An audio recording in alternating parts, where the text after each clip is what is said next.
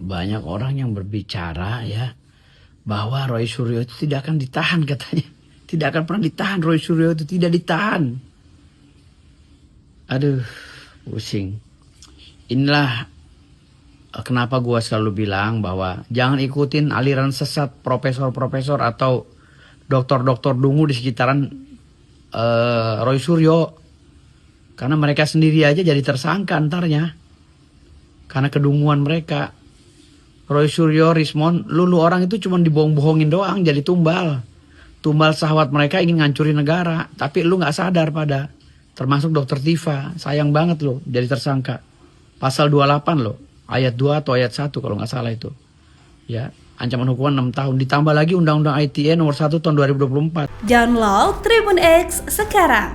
Menghadirkan lokal menjadi Indonesia.